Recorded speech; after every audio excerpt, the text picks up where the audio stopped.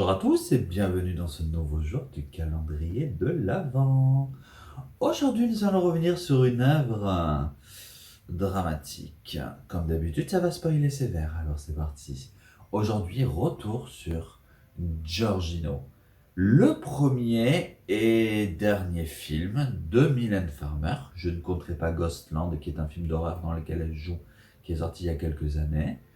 Giorgino est donc un film qui est sorti en 1994, film réalisé par Laurent Boutonnat, que tout le monde connaît je pense, puisqu'il est le Pygmalion de Mylène Farmer. C'est lui qui a réalisé la quasi-totalité de ses clips dans les années 80 et dans une bonne moitié des années 90.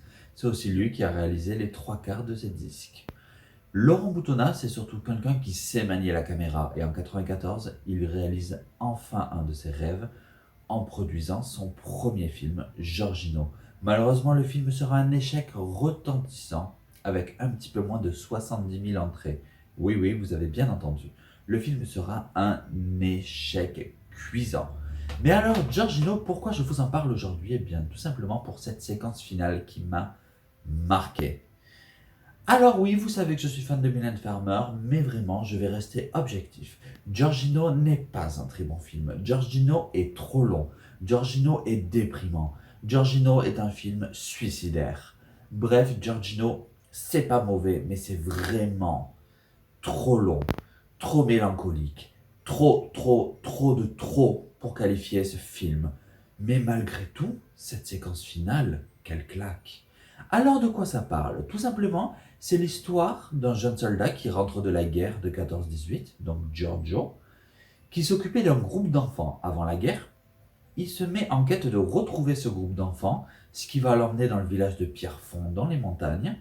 Et là, il va découvrir que les enfants sont a priori tous morts. Les villageois vont accuser le personnage de Catherine, interprétée par Mylène Farmer, donc d'avoir tué les enfants, mais Catherine, elle, niera tout en bloc depuis des années. Elle dit toujours: ce n'est pas moi qui ai tué les enfants, ce sont les loups qui les ont dévorés.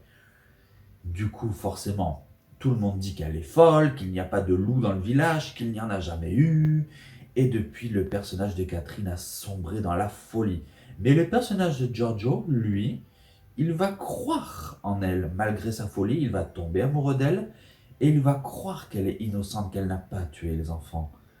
Jusqu'au bout du film, on se pose réellement la question: est-ce que Catherine est folle? Est-ce que Giorgio la croit innocente uniquement parce qu'il est tombé amoureux d'elle?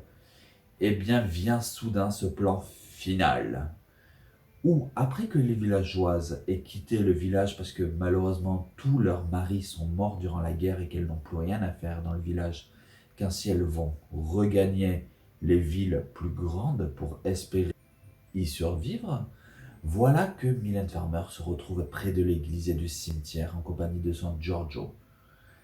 Les deux s'enlacent tendrement, se disent à quel point ils tiennent l'un à l'autre, et soudain, travelling arrière, et là, qu'est-ce qu'on voit? Aux abords du village désormais à l'abandon, une meute de loups. Une vingtaine de loups qui encerclent le village. Et oui, les loups ont bel et bien toujours existé. Catherine disait vrai, ce sont bien les loups qui ont tué les enfants, et non pas elle. Voilà pourquoi, malgré tout, cette séquence finale d'une beauté à couper le souffle, parce qu'il faut quand même reconnaître ça à Laurent Boutonnat, c'est qu'il sait manier la caméra. Les paysages, tout est magnifique dans ce film, mais malheureusement, une esthétique extraordinaire ne suffit pas à sauver un long métrage, à mon sens. Sauf quand on s'appelle Terrence Malick. Ce plan final, donc, à mon sens, vraiment montre à quel point le personnage de Catherine, en fin de compte, est devenu folle uniquement à cause des candidatons et surtout de la vindicte populaire. Cela montre à quel point un personnage peut être détruit, à quel point une personne peut sombrer dans la folie si peu qu'elle soit un peu fragile face à la vindicte populaire, encore une fois.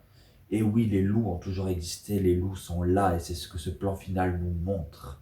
Ils ont simplement attendu que les villageois quittent définitivement le village pour s'y installer de nouveau. Giorgino, donc, c'est un film qui est très maladroit, qui est franchement pas très bon, mais qui se conclut sur une scène absolument magnifique.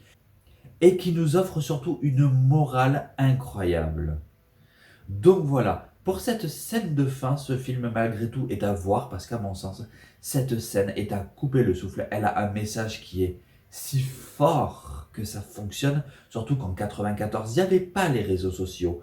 Et du coup, on ne pouvait pas réellement parler de personnes qui se font littéralement détruire par la vindicte populaire, encore une fois, via les réseaux sociaux, vu qu'il n'y avait même pas Internet. Donc voilà, c'était entre guillemets un message moralisateur avant-gardiste, avant l'heure.